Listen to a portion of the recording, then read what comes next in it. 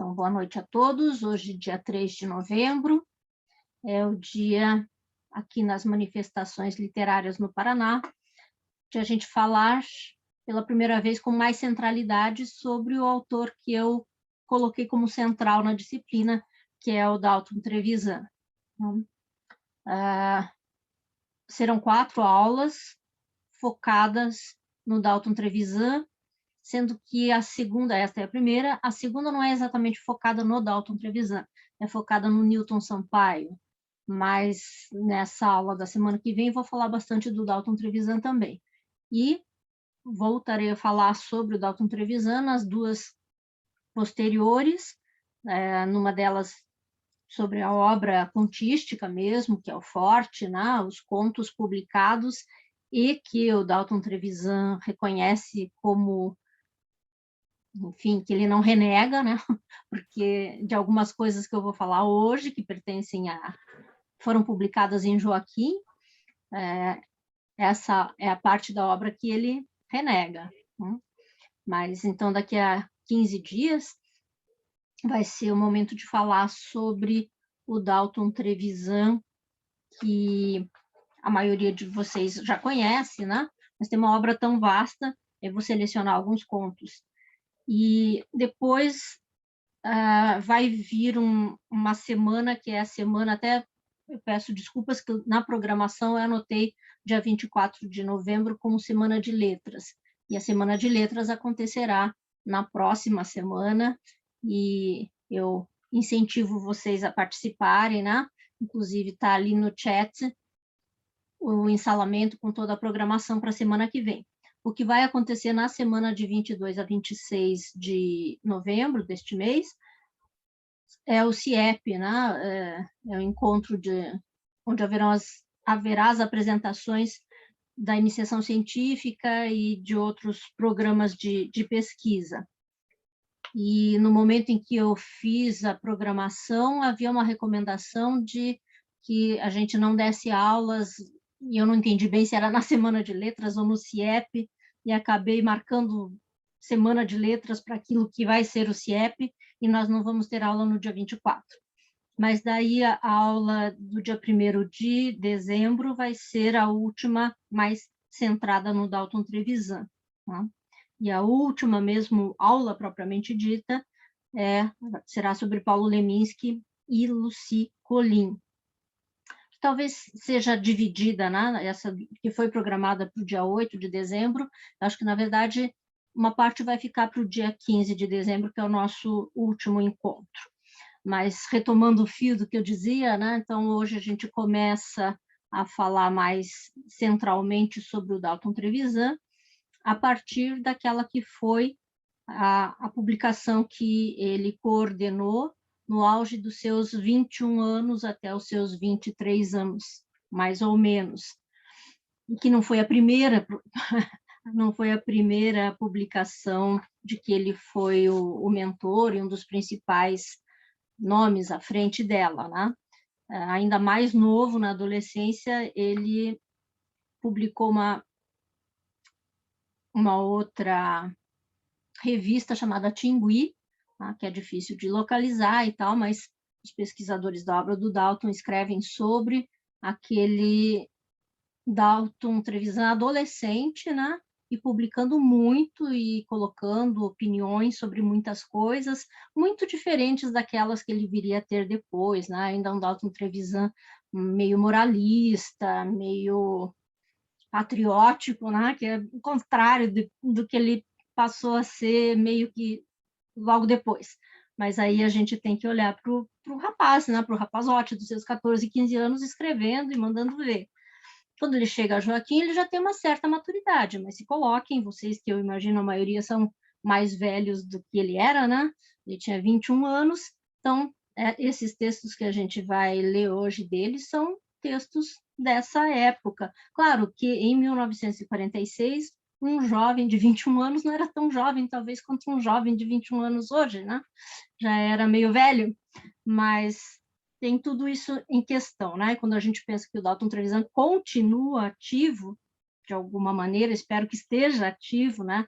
Não tenho notícias dele faz algum tempo, mas é uma trajetória realmente muito grande, né? E muito importante. Então, hoje, o que eu vou fazer é ir mostrando o próprio Joaquim e lendo junto com vocês algumas partes, comentando algumas intervenções, né? Para a gente chegar mais próximo, né? Mas pensando assim, estávamos em 1946, o que rolava na literatura paranaense, o que rolava na literatura brasileira e até mundial. Né? É um pós-guerra, mas é um pós-guerra muito recente, o fim da Segunda Guerra Mundial, que marcou demais, né? Todo mundo que a viveu. Então, pensem nessa década de 1940, os dois principais nomes da literatura brasileira, talvez há quem possa discordar disso, mas considero, se não os dois mais, mas dois dos mais importantes escritores brasileiros eram Mário de Andrade, morreu em 1945, né? Mas durante a Segunda Guerra Mundial, e o Carlos Drummond de Andrade. E o Carlos Drummond de Andrade dos anos 1940 é o Carlos Drummond de Andrade mais engajado, né? De 1945 é A Rosa do Povo, o livro mais engajado, né? Na causa social, contra a guerra. Desde 1940 ele publicou Sentimento do Mundo, já era um livro muito antibélico, né? Já toda aquela sensação contra o nazismo e tudo isso, né? Mas em 1942, eu acho, ele publica José, né? E agora José, também nesse espírito de um certo desencanto, mas uma necessidade de reagir. As coisas não estão nada bem, mas vamos reagir, vamos para a rua, né? A Rosa do Povo ainda é um Drummond assim.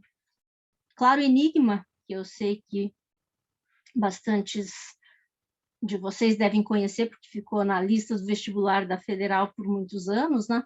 Que é um pouquinho depois, é 1951, já é um livro bem diferente, né? Já é um livro em que o Drummond volta às formas fixas, mais programaticamente, né? Tem muitos maravilhosos sonetos, né? Então, é uma época aí de mudanças e de muita reflexão social, né? Falei primeiro do Drummond, o pouco que eu ia falar do Drummond, depois a gente vai ler alguma coisa que ele escreveu pro Joaquim, ou pros moços de Joaquim. E sobre o Mário de Andrade, que faleceu antes de o Joaquim nascer. Tá? Nos anos 1940, ele já estava fazendo a autocrítica do movimento modernista, né? Os textos famosos dele, O Movimento Modernista e a Elegia de Abril, em que ele considera que a tarefa dos modernistas meio que ficou pela metade, que eles não conseguiram tudo que eles queriam ou que eles não aspiraram a aquilo, enfim, ele estava muito amargurado, e uma das razões principais da amargura de Mário de Andrade, 20 anos depois da Semana de Arte Moderna, né, era justamente a Segunda Guerra Mundial também, né? Isso marcou muito mesmo aquela geração. Mas vamos lembrar os três princípios norteadores, né, dos modernistas que o Mário de Andrade formula numa conferência que ele fez em 1942, que é essa chamada Movimento Modernista, que circula muito também nos cursos de letras, imagino que alguns de vocês já leram. A tríade, né, de coisas que os modernistas quiseram e que realizaram em parte, não realizaram totalmente, né? O direito à pesquisa estética, né? Então não ficar presos a formas, não ficar presos a mandamentos de correntes, de estilos de época, tá? Para resumir, resumido da forma mais simplista possível, mas enfim, a atualização da inteligência artística nacional, tá? Então, trazer o que for para importar, né? O que for para beber dos intelectuais proeminentes na Europa, né? Dos vanguardistas e os seus sucedâneos, né? Trazer tudo isso, mas a fim de que o Brasil finalmente vivesse para e passo, assim, né? Tentasse viver ao mesmo tempo, né? Afinal, com toda a modernização, com toda a evolução das comunicações, né? Já era possível essa atualização e essa estar antenado, né? Isso foi uma proposta muito do Oswald de Andrade, de o Brasil estar em dia com o que acontecia na Europa, que era o centro difusor de cultura naquela altura. E a terceiro mandamento, né, de que ele fala nessa aula dele, é a estabilização de uma consciência criadora nacional. Tá? As coisas são mais ou menos semelhantes, então era em torno de Brasil, né? A proposta era muito nacionalista e considerava muito as questões estéticas, né? Então, por mais que estivesse num momento super politizado também para o Mário de Andrade, nessa mesma aula ele fala aquelas frases famosas: não sejam espiões da vida, para os escritores, né? Ele fala para os estudantes, mas pensando assim em criadores, em escritores e em pessoas que vão passar a interferir na sociedade, né? Não sejam espiões da vida, marchem com as multidões. Né? Também não era um discurso muito que tivesse muito a cara do Mário de Andrade em outros momentos, mas nesse momento de extrema politização, ele joga essas palavras de ordem lá no meio da sua fala. Então, esse era o espírito do fim da guerra. Né? A Guerra Fria ia acontecer um pouco depois, né? O Dalton Trevisan tinha vivido a sua pós-adolescência, né, digamos assim, toda em meio à guerra, né, o fim da adolescência e o começo da idade adulta de então, toda durante a guerra. Então, é nesse panorama que surge o Joaquim, e pensando em as questões estéticas, né? 1945, nos manuais de história da literatura brasileira, é o ano da geração de 45, né? Ledo Ivo e aqueles outros poetas que achavam que o modernismo tinha exagerado no abandono do bom gosto clássico, digamos assim, né? E estavam não só escrevendo sonetos, né? Isso até o Mário de Andrade e o Drummond também voltaram a escrever e publicar bastante sonetos depois de passado o ímpeto inicial do modernismo, mas era mais conservador a geração de 45, né? Eles se assumiam como mais conservadores em arte. Né? Depois a briga de velhos e novos que logo em seguida veio a acontecer, já envolvia os concretos, né? No finalzinho dos anos 40, comecinho dos anos 50, já vem os concretos para jogar outras luzes para essas questões. Mas então, se no Brasil já tinha acontecido tanto modernismo que já estava na hora de puxar as rédeas das inovações e voltar a ser conservador, no Paraná as coisas estavam muito atrasadas. Né? E aí a gente diz, mas será que não era exagero do Dalton e seus amigos dizer que não acontecia nada? O nome que faz o link, a ligação entre os escritores de que a gente falou nas aulas passadas, né? Emiliano Perneta, Dario Veloso, Emílio de Menezes. E o Dalton é um tal de Rodrigo Júnior, que hoje eu fui procurar o verbete sobre Rodrigo Júnior na Wikipédia, simplesmente não tem. Então, não sei se vocês já ouviram falar de Rodrigo Júnior, mas é aquele cara que era um dos últimos simbolistas, mas que teve uma atuação muito grande junto a círculos literários, né? Então, conviveu com Emiliano Perneta, com Emílio de Menezes, e foi mentor do Dalton Trevisan. Dalton Trevisan, jovem, mandava os sonetos dele para o Rodrigo Júnior, e o Rodrigo Júnior dava pitaco naquilo que o jovem Dalton Trevisan escrevia. Sempre divulgo aquilo que temos, digo, quem está ligado à Universidade Federal do Paraná tem produzido o que existe de mais importante sobre a obra, e eu sempre me atrapalho na hora de share screen, sobre a obra desse Rodrigo Júnior, cuja obra eu não conheço, né? Eu já li várias vezes sobre essa intervenção dele no cenário cultural, mas nunca me senti motivada a ponto de procurar a obra dele, confesso isso. Deixa eu ver se eu consigo mostrar só a capinha, né, para fazer jus àquilo que eu não conheço. No ano passado saiu a primeira tese, salvo engano, a primeira tese sobre a obra de Rodrigo Júnior. Tá aí só a capinha dela, vem? Enxergam? Willerson. Ok. Se chama Quadros Provincianos, a obra de Rodrigo Júnior. Não é do ano passado, é de 2019, orientador professor doutor Rodrigo Vasconcelos Machado, e é uma tese imensa, né? Hoje eu percorri com os olhos algumas partes. O autor, desculpem, passei muito rápido, Claudecir de Oliveira Rocha.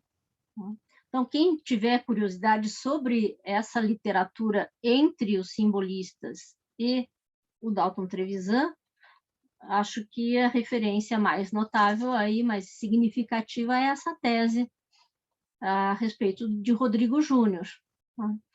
E é claro que, para quem fala que a literatura do Rodrigo Júnior é insignificante, alguém que tenha se dedicado anos para fazer um doutorado sobre a obra dele, vem para tentar provar que não, que ele foi muito importante e tem uma obra muito significativa, né? Então, no início ele fala sobre a questão do provinciano ou não provinciano, está no título da tese dele, e fica só como uma sugestão, né? Uma referência a mais aí para vocês, que não está na minha bibliografia da disciplina, até porque eu não cheguei a ler a tese, né? Um dos subtítulos lá, as ideias da província, né? Que é uma das colunas fixas de Joaquim, a gente já vai ver em Joaquim.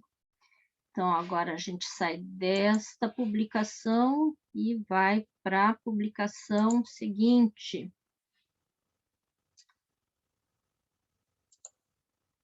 Que é o Joaquim. Vamos localizar o Joaquim.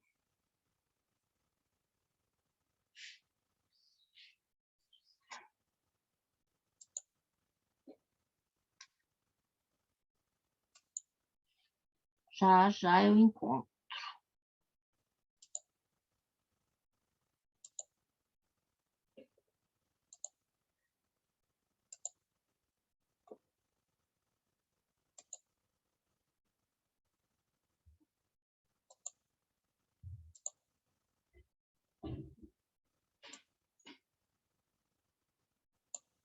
Joaquim. Então, vou fazer uma leitura comentada de alguns fragmentos exatamente dos fascículos que eu digitalizei e mandei para vocês antes, né? Então, começa lá, em abril de 1946, vejam pequenininho ali no canto esquerdo, que quem ilustra desde o primeiro número, e isso seguiu com cores diferentes, seguiu essa ilustração durante 7 ou 8 fascículos. O autor da gravura é o Poti, né? O Poti Lazarotto. E também esse padrão de estampar o sumário, embora sem o número de páginas, eles tinham dificuldade para formatar esse negócio, né? Não tinham as facilidades que temos hoje. Então, a revista Joaquim, ao mesmo tempo, é muito inovadora, né?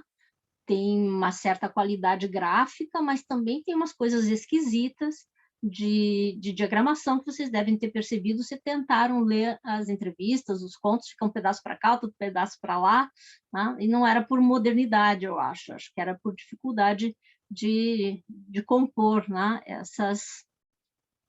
Esses originais aí, sei lá como é que chama na tipografia, que eles faziam em 1946. Eram 1000 exemplares, para a época, uma quantidade significativa, né? Na contracapa se via, para começo de história,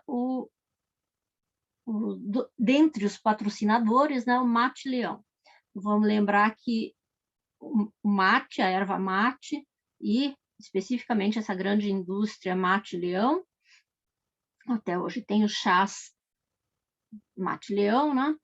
Embora tenha sido vendida para a Coca-Cola, mas que foi a riqueza do Paraná ali na virada do século XIX para o século XX, né? Os que enriqueceram o Paraná, muitos deles, a maioria, né? Foi em torno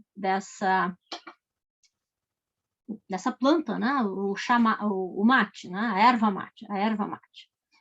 Outro patrocinador era a Confeitaria Tingui, não é exatamente patrocinador, quem publicava, né? Quem financiava por estampar suas publicidades ali na revista.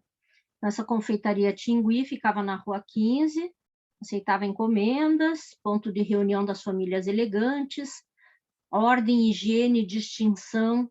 A elite, até parece que tem um acento, mas é a elite paranista é convidada a fazer uma visita à Confeitaria Tingui. Isso aí meio que parece que briga com aquilo que o Dalton Trevisan e os seus amigos estavam propondo, né? Eles são contra o paranismo e contra a elite. E aí a elite paranista é que está fazendo a publicidade, ou enfim, quem fez a publicidade da Confeitaria Tingui se dirige especificamente para a elite paranista. Então, tem umas coisas bem divertidas aí nesses encontros e desencontros.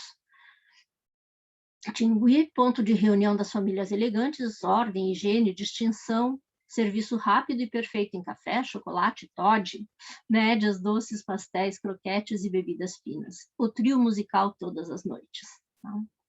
E uma figurinha bem convencional ali também, de um garçom servindo alguma coisa. E aí vem o primeiro manifesto, que não é escrito por... dirigem a revista Dalton Trevisan, Antônio Valger, que não entrou para a história, e Erasmo Piloto, que é um intelectual bastante significativo. Né? E aí esse manifesto, para não ser lido, já não deixa de ser uma provocação, são recortes de opiniões de Paul Verlaine, um grande poeta simbolista francês, Mayakovsky, um grande poeta russo, ali,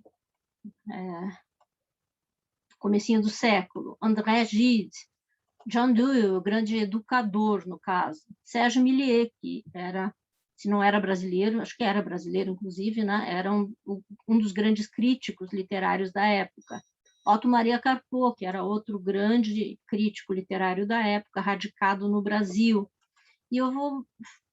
Rainer Maria Rilke, enfim, eles cortaram e colaram e certamente não pediram autorização para que esses textos fossem publicados, né? Também coisas daquela época e que, de alguma forma, também acontecem hoje, né? Vê se não acontece, né? Nos blogs e em todos os lugares. Houve alguma época em que isso era mal visto. Não o que eles fizeram, mas se fosse feito, digamos, há 30 anos atrás, em algum Nicolau da vida, né? Pegaria mal não ter autorização dos autores para publicação. Mas ainda não era época disso quando eles fizeram assim. Então, desse manifesto, aqui na parte final desse texto do John Dewey, tenho dificuldade com essa pronúncia, que é um educador, filósofo, né?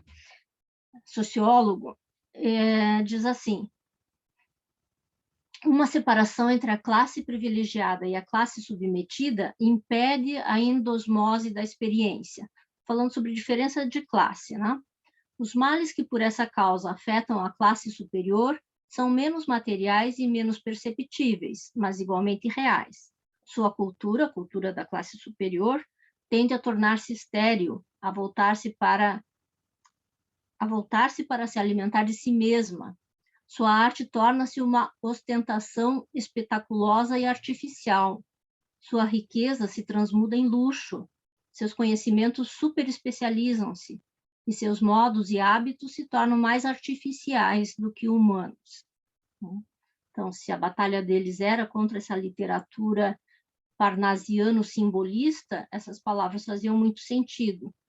Chega desse luxo que não fala sobre as mazelas, que não reflete o que está acontecendo no entorno do poeta, né? Chega dessa literatura da Torre de Marfim, e isso dito de uma forma bastante, enfim, sólida, né? Na voz de alguém muito respeitado na época. Um outro fragmento, esse do Sérgio Milliet, lá no finalzinho do parágrafo, diz assim, esse parágrafo que começa com observei. Observei a que ponto, ao atingir-se o período impressionista, daí leia-se impressionismo, simbolismo, tá? Virada de séculos ali, 19 para o 20. A arte perdeu por completo, na forma e no espírito, a sua função comunicativa, a sua função de linguagem dentro do grupo. Mostrei que, de meio utilitário de comunicação, passou a exprimir apenas os sentimentos de subgrupos, a posição marginal destes na sociedade. Marginal, mas não no sentido de excluídos, tá? Marginal, digamos, os dandies, né? Gente que tinha dinheiro, mas não se sentia acolhido no meio social por outras questões que não as econômicas, né? E, enfim, os poetas simbolistas têm a ver com isso, né? Assim como tem a ver com isso outros grupos, e os decadentistas são muito representativos, né? Então, todo aquele esteticismo, né? Lembrem do Oscar Wilde, que o final do século XIX trouxe, estampou, está sendo aí criticado, né, pelo Sérgio Millier, porque isso afastou a literatura, afastou as artes de uma função mais comunicativa. Essa função restrita, dia a dia menos universal, vai afastar ainda mais a arte de seu objetivo primeiro. Mesmo nos subgrupos, ela deixará de ser entendida por todos. Então, a sofisticação sendo condenada aí. Ela passará pouco a pouco a instrumento de expressão individual de nenhuma utilidade para os demais membros do todo social.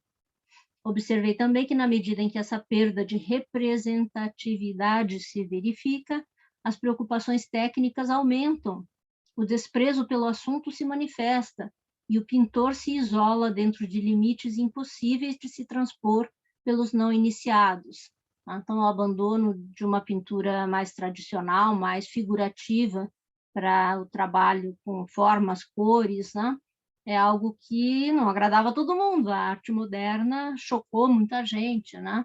Foi mal interpretada, pouco compreendida durante bastante tempo, e está sendo condenada como ainda um resquício daquilo que era o impressionismo distanciado da vida. Tá? Então, se misturarem na cabeça de vocês os conceitos, mas a vanguarda não é justamente para se opor àquilo que tinha antes, né? Pois é, mas as coisas estão meio na mesma toada aí, né? Tanto que, vejam o que o Otto Maria Carpo fala sobre Joyce e Virginia Woolf, tá? Que soa muito estranho para os nossos ouvidos de 2021. Otto Maria Carpo, falando de outra coisa ali, mas há tantas ele fala. Estou convencido de que a crítica literária reconhecerá no mundo literário de Joyce, James Joyce, e Woolf, Virginia Woolf, está escrito errado, não a aurora de uma nova literatura, mas o último produto requintado e malogrado de uma literatura muito velha. Tá? Então, isso que é considerado o começo da modernidade, que é tão respeitado hoje, aos olhos desse grande crítico que foi Otto Maria Carpo, era algo requintado demais e que continuava uma tendência que vinha lá do final do século XIX, da literatura, das artes se distanciarem das pessoas. Efetivamente, uma leitura muito exigente, né? Uma leitura sofisticada, talvez, né? James Joyce, Virginia Woolf. Mas vejam que vai contra o que a gente aprendeu na escola, digamos assim, né? Isso que ele fala aqui. E ele errou, né? Estou convencido de que a crítica vai considerar esses como produtos malogrados e tal, uma literatura muito velha, tudo isso a história negou. É assim, né? Que acontece. Os mais inteligentes também se enganam. E esse reconhecimento literário produz conclusões transcendentes e tal e coisa. Mas as várias falas, as várias intervenções aí, então, acho que ficou claro, é no sentido de propugnar por uma arte mais, não engajada no sentido político, específico, né, de um partido ou de outro partido, mas uma arte voltada para o social, né? Era disso que eles sentiam mais falta, talvez.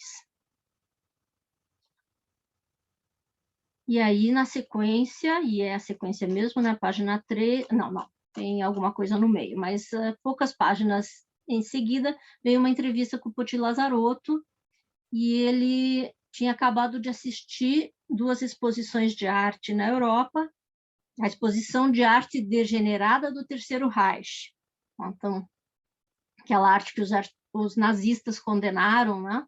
Que era a arte de vanguarda, ele tinha ido ver, deve ser em Paris, não sei se ele fala, e ele valoriza muito uma artista chamada Kate Kollwitz, né? Ou Kat. Mas vejam o nome, né? Exposição de arte degenerada do Terceiro Reich, aquilo que o Hitler, principalmente, né, olhava para aquela arte e dizia que era fruto de pessoas doentes, que isso tinha que ser exterminado, né, que o mundo precisava de um modelo ariano superior, de uma beleza clássica. Né? Essa era a cabeça do Hitler e de outros célebres nazistas. Então, condenavam essa arte moderna, de que temos um exemplo ali do próprio Poti, né? Uma expressão que não é a do Apolo dionisíaco clássico, belo e superior, né? Mas tem um realismo de uma outra maneira nesse trabalho com as formas e com as linhas. E aí é um autorretrato do Poti que ilustra a entrevista com ele. Então, dessa entrevista com o Poti, ele tinha acabado de chegar de exposições que ele frequentou lá na Europa, vou ler um pedacinho do finalzinho da primeira coluna, que ele fala assim: na exposição de arte francesa contemporânea, as obras foram distribuídas por diversas salas. A primeira, a sala dos antigos, na qual já eram antigos, né? Na qual figuram Picasso, Matisse, Braque. Saliento isso para mostrar o atraso com que assimilamos ainda hoje as tendências de arte que agitam o mundo.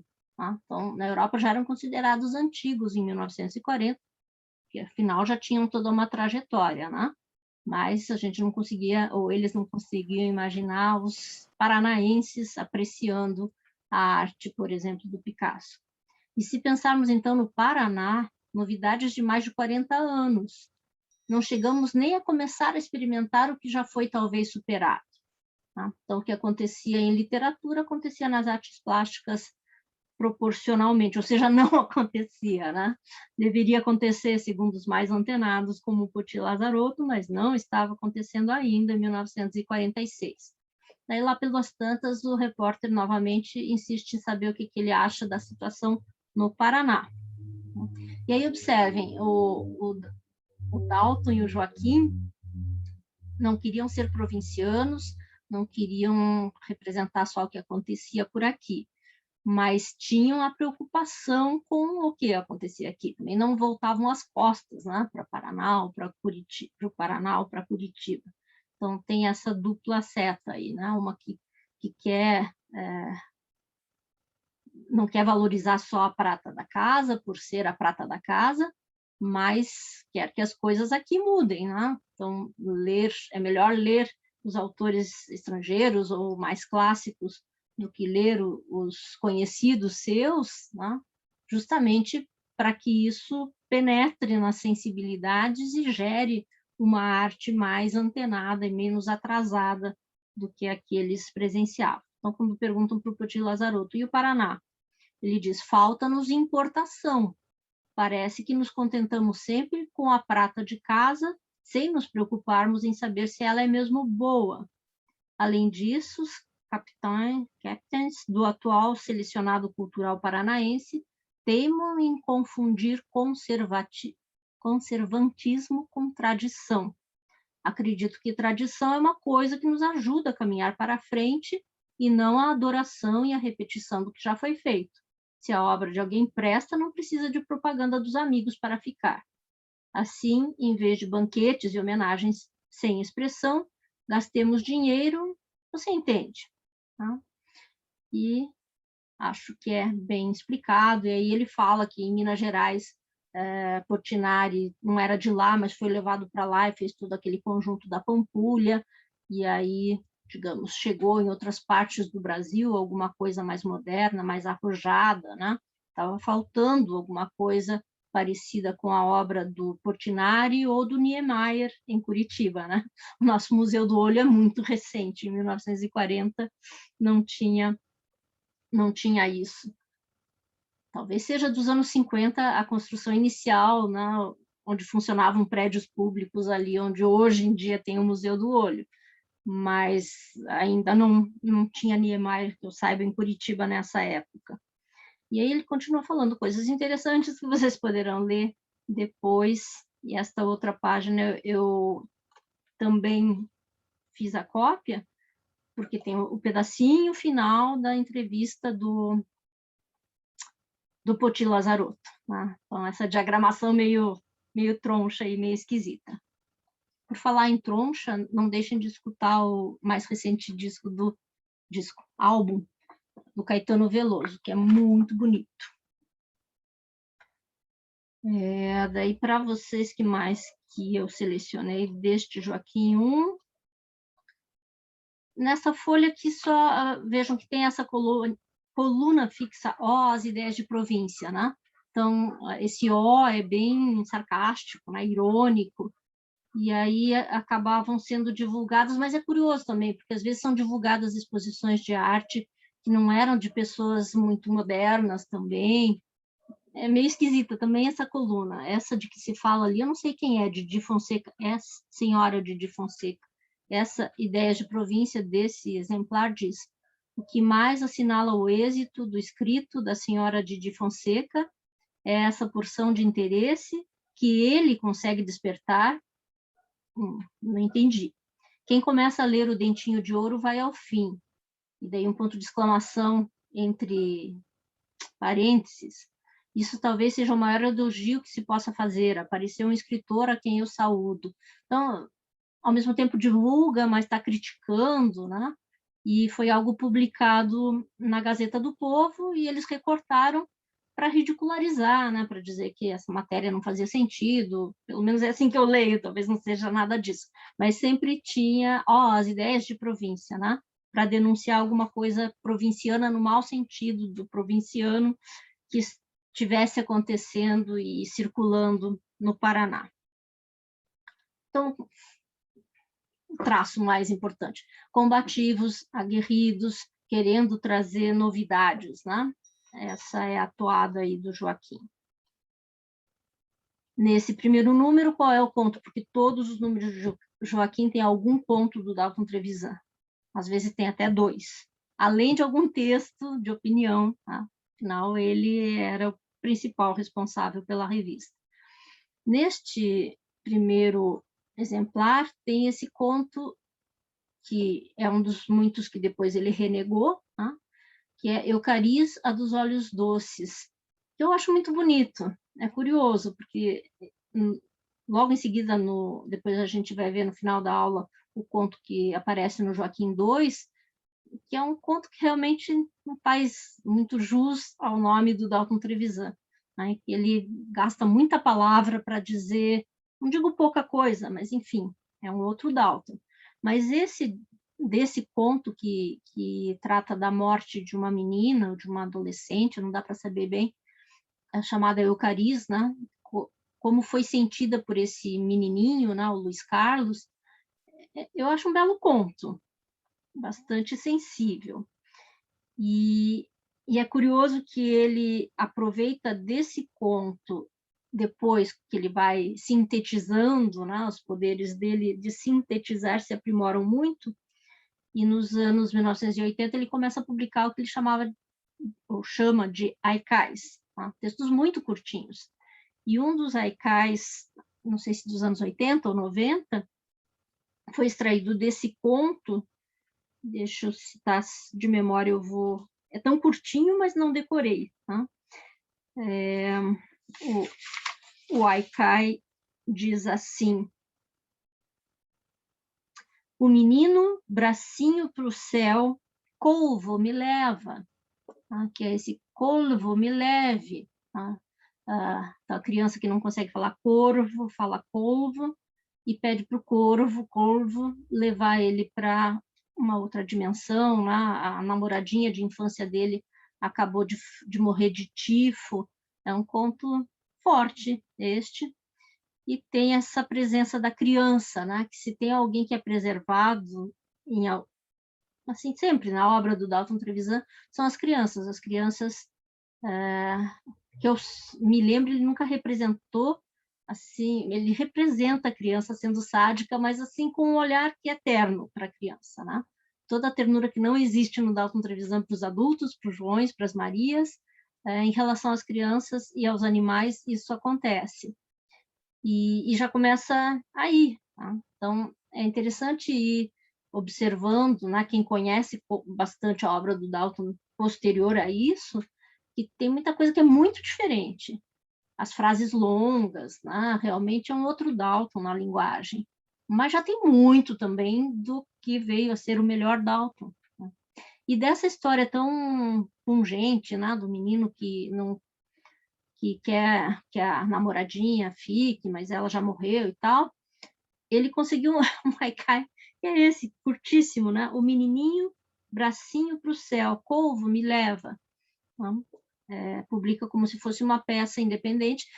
A enorme maioria dos leitores não conhece a produção que ele renegou, porque está ali no Joaquim, não vai fazer a relação de que isso veio, de alguma maneira, de uma história muito mais extensa que ele tinha publicado 40, 50 anos antes desse haikai. Então, ele sempre se revê. O conto termina nessa página seguinte.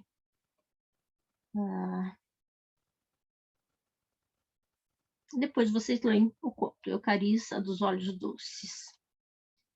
E outra curiosidade, a última capa, fechando mesmo o exemplar, é essa aí, né? Visite o Palácio Encantado do Cassino Aú. E aí é justamente no mês em que os cassinos foram proibidos. Eu não sei se foi coincidência, né? Mas abril de 1946 marca o último mês em que cassinos funcionaram legalmente no Brasil. Aí veio um decreto de Gaspar Dutra proibindo, e até hoje os cassinos são proibidos. Mas o Cassino Aú, onde hoje funciona, acho que é o colégio, né? Colégio... Qual colégio mesmo?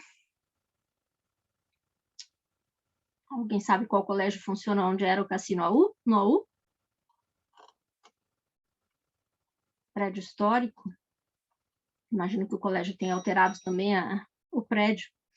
Que não estou vendo o chat, mas se alguém souber depois. Está em algum canto da minha memória.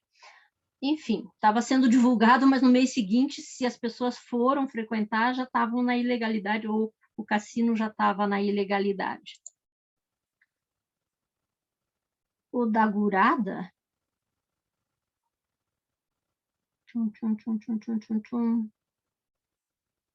Qual é a escola que tem no Alto da 15? Tem no caminho para Campo Largo? Professora, aqui eu vi que tem um colégio Divina Providência,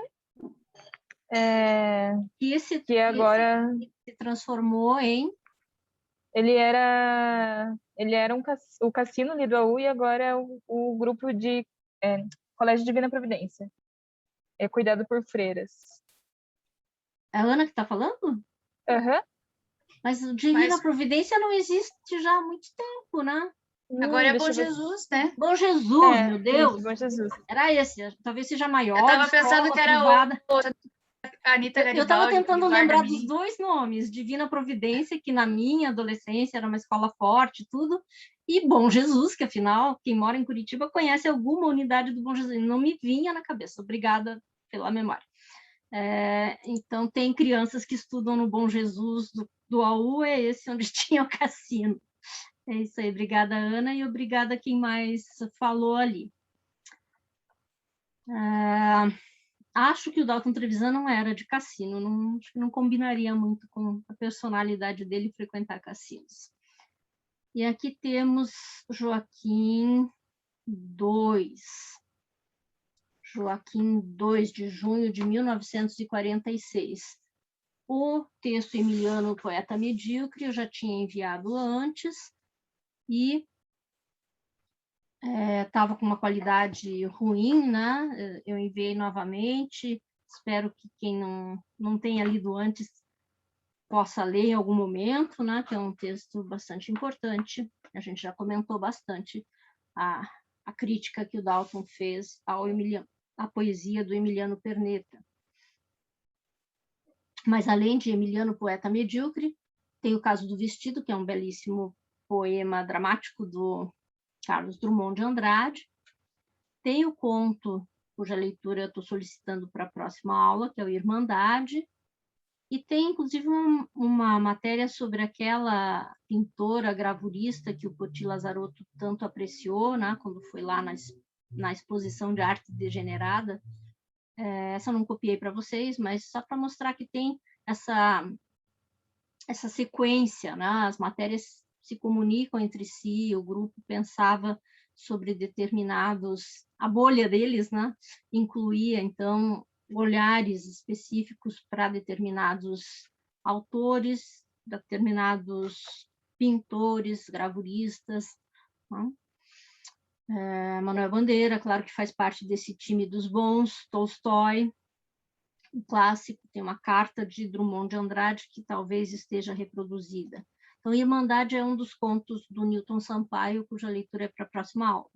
Vou enviar mais alguma coisa, não vou enviar muitos contos do Newton Sampaio, porque próxima quarta-feira é o dia de vocês entregarem a primeira avaliação.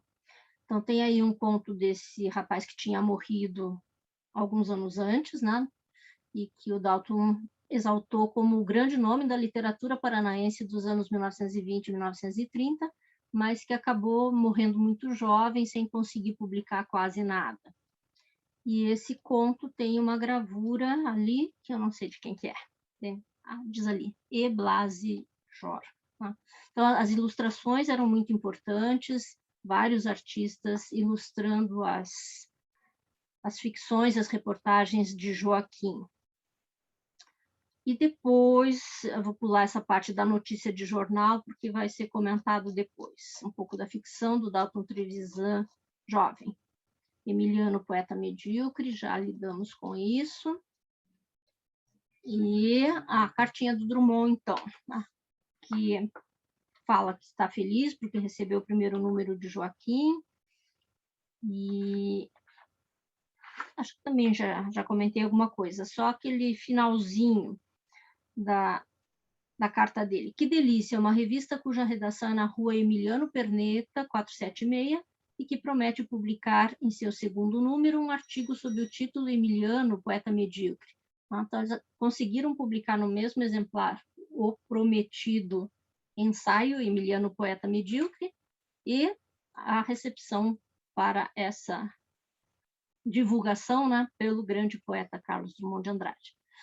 Nosso poder de admiração vai se tornando tão familiar e nosso poder de destruição tão débil que a insubordinação dos moços neste ano de 46 é quase um espanto. Mas espero que vocês nos darão sensações mais duradouras do que o espanto. O caso de Poti está reclamando outros casos irmãos na poesia e na ficção. Tá? Então, já era conhecido fora do Paraná o Poti Lazarotto. Pessoalmente, tenho esperanças no Paraná. Mandem-me sempre a revista e recebam um abraço do Carlos Drummond de Andrade. Então, aquela chancela de Antônio Cândido, chancela de Carlos Drummond de Andrade, Joaquim começa bem, digamos assim. Do Antônio Cândido veio na sequência, né? O texto que eu também já tinha enviado para vocês. Este é o número 3. São 21 números, claro que a gente não vai ver 21 números, são aqueles, além do 3, o 7 e o 9, alguma coisinha de cada um. Deixa eu me lembrar, aqui é o Antônio Cândido, né? Então, no número 3, o Antônio Cândido dando a chancela de um grande crítico literário ligado ao modernismo, ligado a Mário de Andrade, né? Conviveu com Mário de Andrade, que foi amigo do Oswald de Andrade, enfim. Antônio Cândido, para os calouros, talvez seja um nome pouco conhecido, mas para quem não é calouro, é o crítico literário mais lido nos cursos de letras do Brasil já há uns 50 anos, pelo menos, né? Então, quem não conhece, vai conhecendo Antônio Cândido. Aqui também ainda era um jovem Antônio Cândido, né? Ele nos deixou faz o quê? Uns 4, 5 anos, acho. Então, em 1940 e pouco, ele também era um jovem. Mais lido, nem sempre o mais amado. Puxa, Emanuele, você não gosta do Antônio Cândido? Mas... Não, eu gosto dele, só eu acho ele bem... assim, conciso nas opiniões, sabe? Eu acho que ele é uma referência, mas eu sempre brinco, assim, brincadeira pessoal, né? Não que esteja certo. Vou falar, lá veio o Antônio Cândido, né? Pois é. Eu esqueci de falar, quando eu estava falando do Joaquim II, esqueci de pedir para copiar esta, que era a principal, só que aparece invertido para vocês, né? A principal propaganda, digamos assim, estampada em Joaquim II, do Trevisan. Esta marca vale um anúncio. Trevisan, a fábrica de louças da família do Dalton Trevisan. Copos, taças, garrafas, pratos e xícaras. Jogos de café e jantar. Fábricas de louça, refratário e vidro. João Evaristo Trevisan. Não sei se era pai, tio, alguma coisa do Dalton Trevisan. Vendas à rua Emiliano Perneta, número 466. Do lado ali da redação de Joaquim. Então, eu selecionei um fragmentozinho dessa recepção, né, do Antônio Cândido para a revista Joaquim, em que ele fala muito mal dos simbolistas paranaenses, né?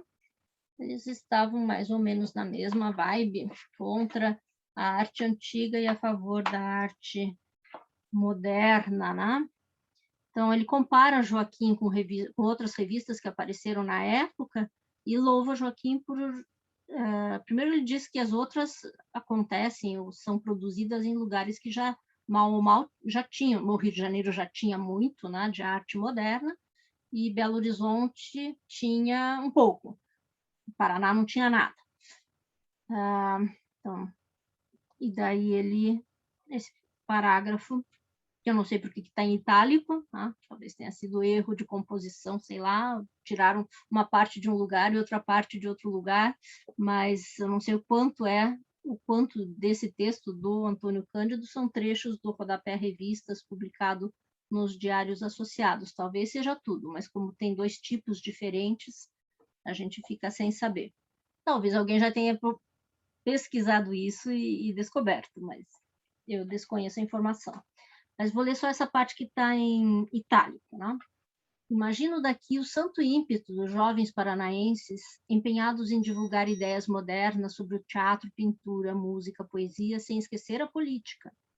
Pela energia da sua investida, pressinto a vastidão da inércia local, o academismo frio, dessorado, reduzido à poesia de sobremesa e pôr do sol que impera no gosto. Aliás, o Paraná tem uma amende honorable a fazer para com a literatura nacional. Tem que pedir desculpas para a literatura nacional. De lá, com efeito, partiu um dos movimentos mais medíocres que o tem infestado, apadrinhado por Nestor Vitor, Rocha Pombo, Emiliano Perneta, e logo acolitado por uma série de então jovens poetas e escritores, logo tornados paranaenses honorários quando não o eram de nascimento. O seu vago espiritualismo, o seu desfibramento criador, unido, aliás, às melhores intenções e geralmente aos melhores caracteres pessoais, deram cabo do nosso pobre simbolismo nacional e felizmente enfraqueceram os arrancos neocatólicos e reacionários a que se atrelou a maioria daqueles excelentes rapazes. Tá? Então, ele morde e assopra, mas falando bem da pessoa e combatendo ferozmente as produções estéticas de todo um grupo, né? A esse exército espiritualista do Paraná, proponho um amigo meu que se consagre um ensaio com o nome de Emiliano e outros pernetas. Os jovens de Joaquim, Em homenagem a todos os Joaquins do Brasil, diz a epígrafe que vale um tesouro. Me parece o oposto dessa literatura de raio de luar. Tem músculos para a luta e olhos abertos para a vida. Tomara que possam levar a cabo sua obra de generosa profilaxia. Tá? Então, tinha as violências de um lado e eles também rebatiam com a juventude, com a violência, com a virulência, né? da expressão de combate, de temos uma missão. Né? Deixa eu ver o que apareceu no chat. Eu gosto daquele parágrafo antes do itálico. Joaquim vem de um lugar onde tudo está por fazer. É forte. Concordo. Então, na comparação com Magog e uma outra revista, Joaquim vem de um lugar onde tudo está por fazer. É claro que o Antônio Cândido está sendo radical, né? E desse Antônio Cândido, Emanuele também não gosto tanto assim, não. Mas acho interessante mostrar, né, como é que as coisas, os embates aí estavam. Nem tinha muito embate, mas os jovens de Joaquim, os moços de Joaquim, tentavam provocar, né? Para que a intelectualidade se mexesse de alguma maneira. Daí de Joaquim, número 7. Em Joaquim, número 7, tem Ponto de Crochê, que é um conto... Eu acho que ele nem chegou a rejeitar esse conto, foi um conto muito comentado do Dalton Trevisan. E aí tem um dos textos considerados manifestos, né? Então, considerados manifestos de Joaquim, tem o Emiliano Poeta Medíocre, tem A Geração dos 20 Anos na Ilha, e tem esse que se volta para pintura, né? Que chama Viaro, é lá, abaixo Andersen, né? Então, que venha Viaro, salve Viaro, e abaixo o Alfredo Andersen. Vamos parar um pouquinho aqui o compartilhamento e ver um pouquinho desses.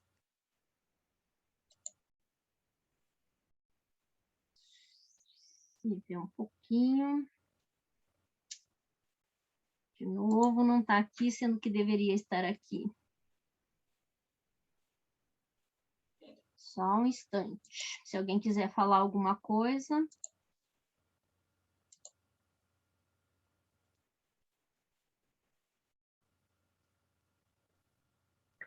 Professora, Oi.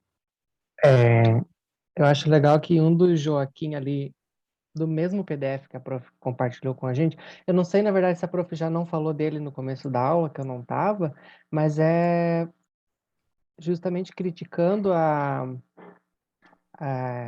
fazendo uma crítica, assim, ao Emiliano Perneta, né? A literatura dele, é dali que vem a citação dos poemas de Casinha de Chocolate, né? Sim. E meio que esse último que nós acabamos de ver aí sobre o Joaquim, vir de um lugar onde tudo está por fazer, complementa aquele estudo, né? E nem é do mesmo crítico. Esse é de alguém de fora, então para eles interessava muito publicar isso, né? Vindo de um crítico respeitado de São Paulo, né? É outra coisa, é bem diferente daquilo que eles, enfim, eles estavam dizendo e alguém de fora também pensava como eles em relação a isso. Por outro lado, é claro que Antônio Cândido não conhecia muito, ele está acreditando naquilo que esses jovens estão mostrando para ele, né? Porque do que ele conhecia ele não gostava, que eram os conhecidos Nestor Vitor, Rocha Pombo e Emiliano Perneta, né? Que ele cita ali. Sim. Imagino que ele não tivesse muito mais conhecimento do que isso em relação ao que acontecia, mas comprou a ideia e estava propugnando pelo espraiamento do modernismo pelo Brasil todo, alguma coisa parecida com isso, né? Eu quero mostrar um arquivo para vocês e, de novo, para variar um pouquinho, não é novidade, eu me atrapalho porque deveria aparecer aqui e não está aparecendo para mim. Ai, ai. Vamos ver se eu consigo abrir por aqui.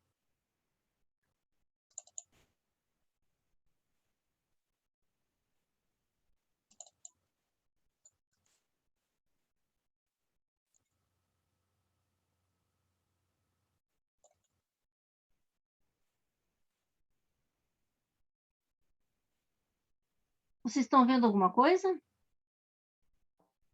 Os documentos só.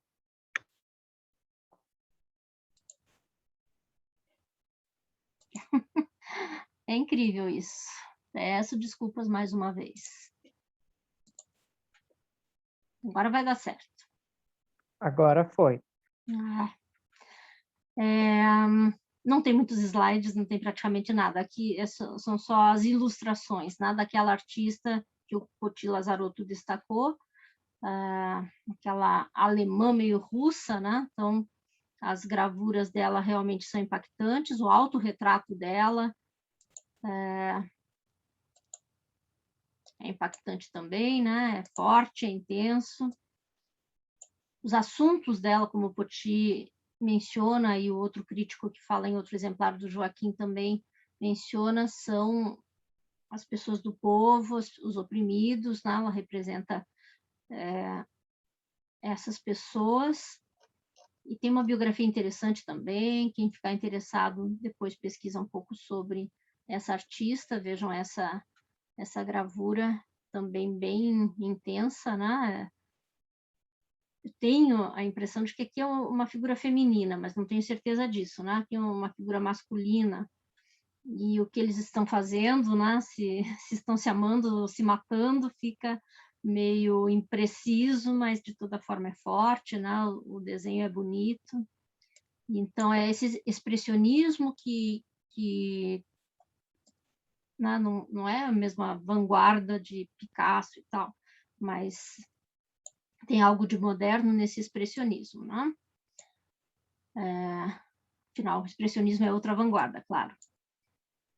Aqui uma mãe, talvez desesperada, né, pondo a mão na cabeça com um filhinho, olhando para um filhinho, para uma criança que se deduz que seja o filho dela. Enfim, concordo com o Poti, que é uma grande artista, né? E que era desconhecida, né? Da enorme maioria dos brasileiros, mesmo dos artistas brasileiros. Então, é alguém que tinha falecido fazia pouco tempo, aí na época em que o Poti viu a exposição, né? No ano anterior ela tinha falecido. Vou colocar menorzinho. Alfredo Andersen é contra este grande pintor, cujo museu fica na rua Mateus Leme, radicado no Brasil, né? Não era Alfredo, era Alfred Andersen. Ali tem um autorretrato dele. Acho que ele era húngaro? Não, dinamarquês. Ah, meu Deus. Procurem onde ele nasceu. Acho que ele era escandinavo. Veio para o Brasil, morou bastante tempo em Paranaguá. Aqui é uma representação de Paranaguá, da Igreja do Rocio. E tem muitas obras representando os pinheiros do Paraná. Se pegaram para Cristo Emiliano Perneta na poesia, pegaram para Cristo Alfredo Andersen na pintura, porque um valor mais jovem e mais alto se levantava, que era outro estrangeiro, também radicado em Curitiba, um pouco mais jovem, né? Alfredo Andersen viveu de 1860 a 1935. E aquele que eles querem colocar no pódio em que estava o Alfredo Andersen, que era a grande referência na pintura paranaense, eles queriam substituí-lo, digamos assim, na proeminência das artes plásticas paranaenses, pelo Guido Viaro, cujo museu fica ali do ladinho da reitoria, né, uma casa na esquina da Rua 15 com a General Carneiro.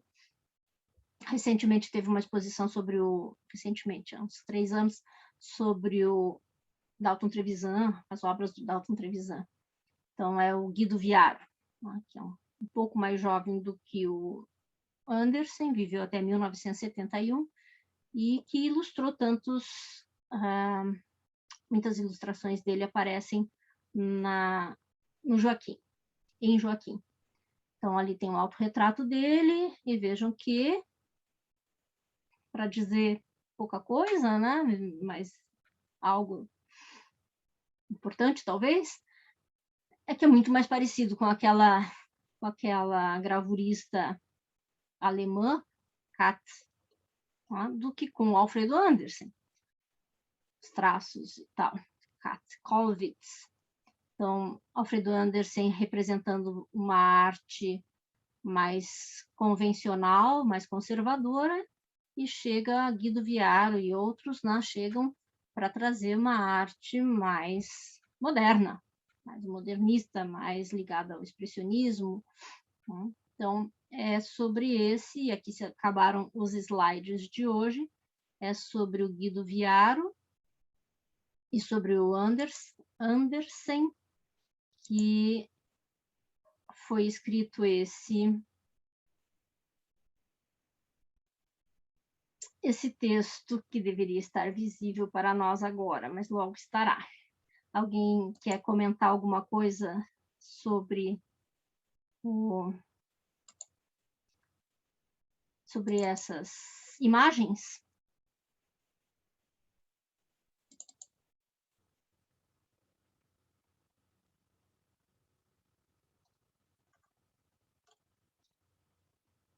Seguimos?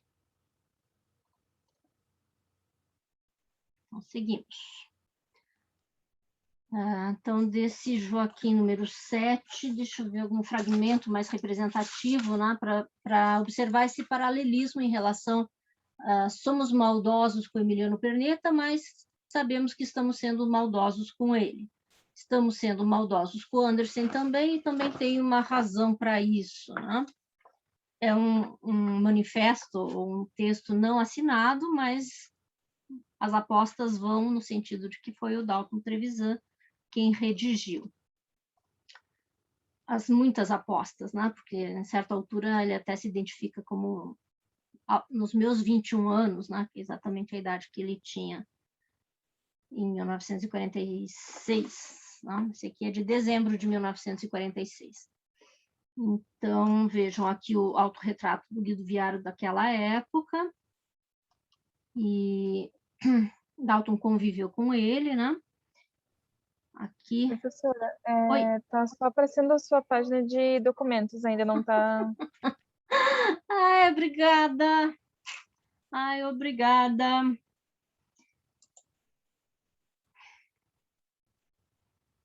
Ainda bem que vai acabar essa coisa e voltaremos ao presencial, porque quando chega no presencial, né, a professora Raquel sempre tem o assessor, né, que vai acertar para que a projeção funcione, porque senão também não funciona. E é assim.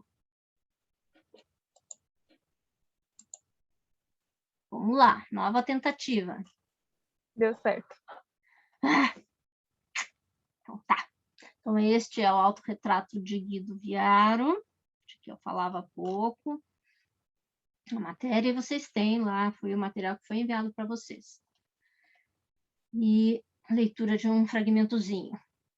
Mantém uma escola de desenho e pintura, onde a sua finalidade é a formação de mentalidades artísticas mais do que pintores, pois acha que ao Brasil e ao Paraná, em especial, mais serve ter mentalidades artísticas do que medíocres pintores.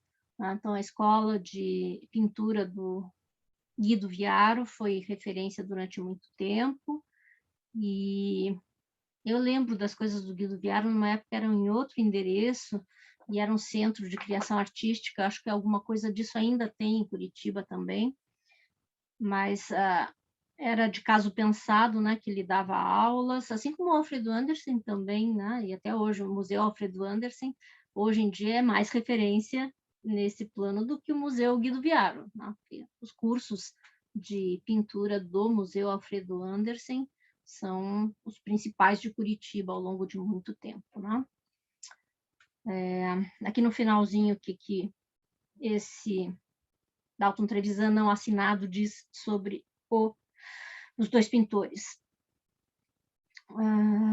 Sobre o Guido Viaro. É ele, no Paraná, a fonte sozinha da inquietude nas artes plásticas. Que lição de coragem para os moços, a desse homem que já tem cabelos brancos na cabeça, podendo se instalar na arte que todos gostam, pintar pinheiros do Paraná, e só arrosta indiferença e incompreensão do vulgo profano ante a arte moderna. Seria mais fácil, ganharia mais dinheiro, teria uma trajetória de sucesso junto a quem consumia artes plásticas na época, mas não é esse o caminho que ele toma. Humildemente, mas com alegria e sem medo, na obscuridade medieval da província, tá? Então chama Curitiba de uma obscura província medieval, ele pinta.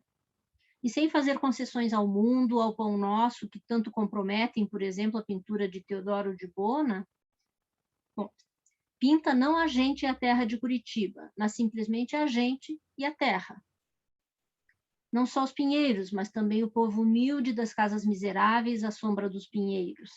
E pinta os feios, em cores rebaixadas, de pernas e mãos enormes, o que faz um membro da Academia de Letras, José de Alencar, dizer: a beleza, onde está a beleza?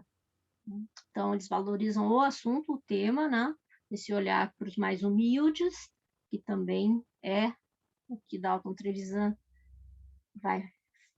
vai fazer, já fazia, né, em grande parte nesses contos iniciais, e também o assunto e a técnica, as duas coisas andam juntas, não necessariamente, mas se cruzaram aí na arte do Guido Viaro, né, a atenção aos mais humildes e a técnica mais moderna.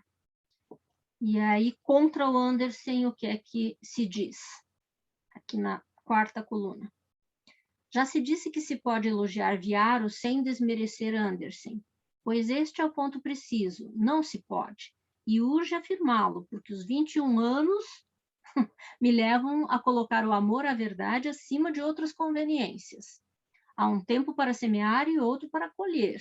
Se houve tempo em que era de bom tom admirar Alfredo Andersen, agora é necessário exorcizar a sua sombra, porque ainda não chegamos à idade em que os valores se equilibram, só quando as grandezas de ontem já não perturbam as novas, quando estas já conquistaram seu lugar, só então conquistamos também nós a liberdade em relação a elas. É uma citação de Jean Cocteau, um grande vanguardista.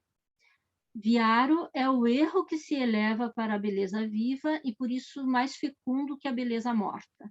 Lancemos um exorcismo sobre Andersen, não tanto por causa dele, né? De novo, tem aquele momento do preservemos alguma coisa, mas pelo que representa como arte superada, moldes consagrados, tabu. Foi pintor de méritos reais, é ainda o melhor do Paraná, segundo Guido Viaro. Porém, está deitando sombra incômoda aos vivos artistas, já realizados como Teodoro de Bona e Lang de Morretes. Tá? Então, aquela coisa muito Dalton Trevisan contra os grandes nomes, para que os que ainda não são grandes possam se colocar, possam aparecer no cenário local ou nacional, dependendo do momento. Lá no finalzinho diz, entre Andersen, onde é que está? Entre Andersen e Viaro, nós, os moços, já fizemos a nossa escolha, só nos servem não os mortos, mas a nós, os vivos, que criam a arte nova dos tempos novos. Né?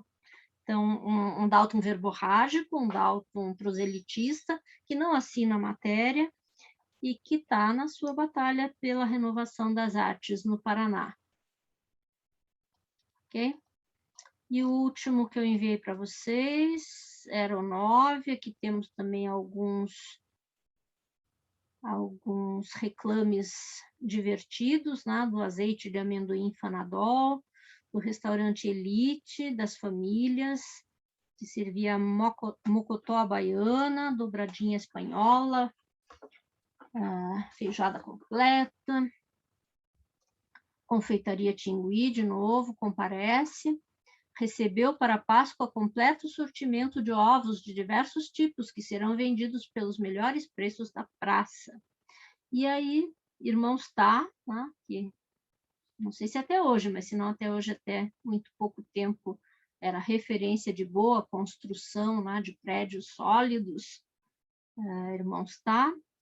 E Móveis Simo, que se nós estivéssemos em salas com os móveis mais antigos que tem lá na reitoria, eu ia pedir para alguém olhar atrás da cadeira para ver o símbolozinho do Móveis Simo, né? Aqueles anfiteatros que tem aquelas cadeiras muito mais confortáveis que quaisquer cadeiras modernas, muito mais ergonômicos, indestrutíveis, né? Estão lá naqueles anfiteatros há 70 anos, Móveis Simo, né? Uma grande indústria de móveis que era divulgada com essa frase: são os produtos afamados das maiores e melhores fábricas do Paraná e Santa Catarina.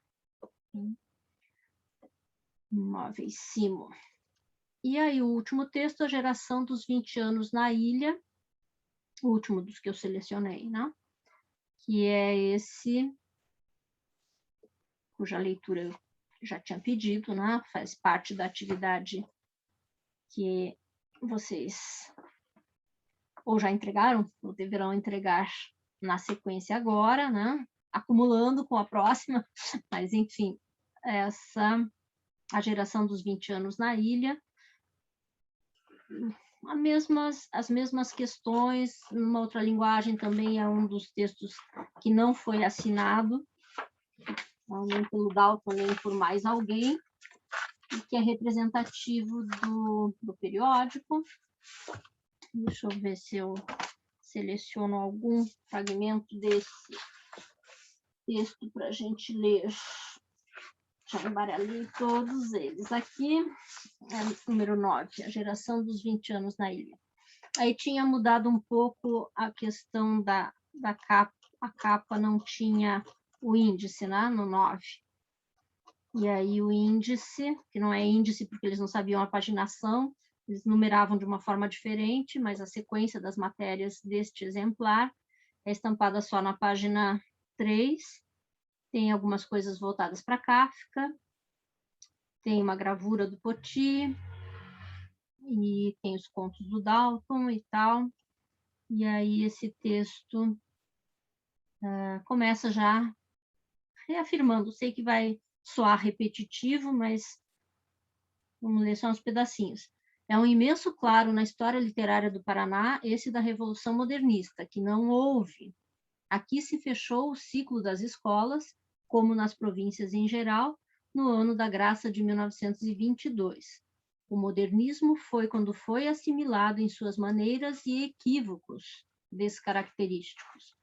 Nunca mais que escrever mediga ou compor um soneto sem rimas, mas sempre um soneto, e vem daí a embalsamação dos faraós, por aí afora.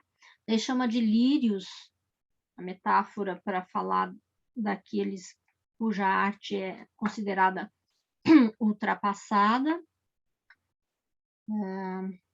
Aqui esse pedacinho. Urgia, acima da música etérea dos pinheirais, escutar as vozes do tempo. Tal música que um dia foi bela, ouvem-na hoje apenas os cínicos e os covardes lírios, porque nós, últimos moços da última província do Paraná, não declinamos de nossa responsabilidade na marcha dos acontecimentos. Então, aqueles chamados a uma arte mais próxima da realidade, eles assumem e repetem que é em torno disso, né, que eles vão desenvolver as obras deles, as batalhas deles.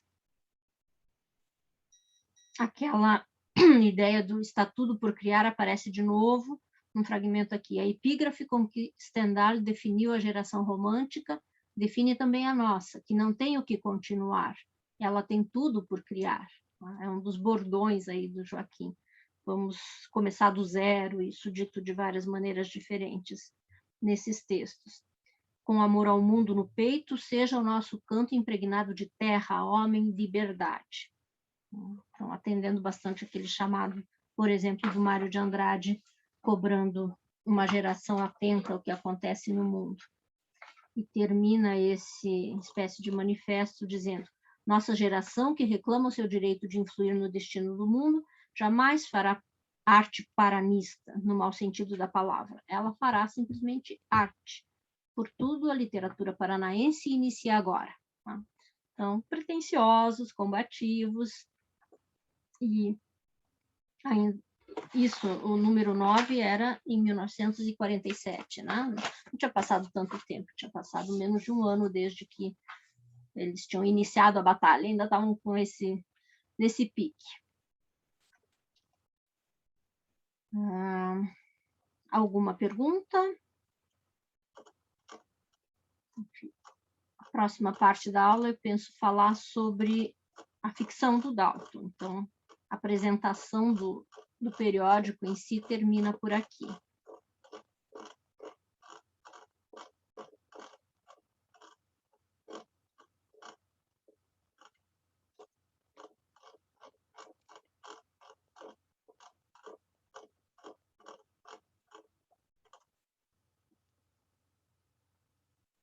Seguimos adiante.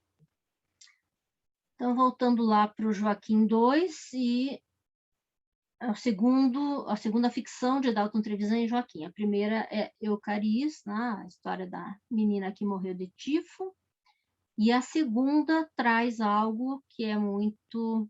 Bom, primeiro que já se vê e chama bastante atenção essa ilustração aqui, né? Não está assinada. O crédito deve estar em alguma outra parte, não me lembro quem é que fez a gravura.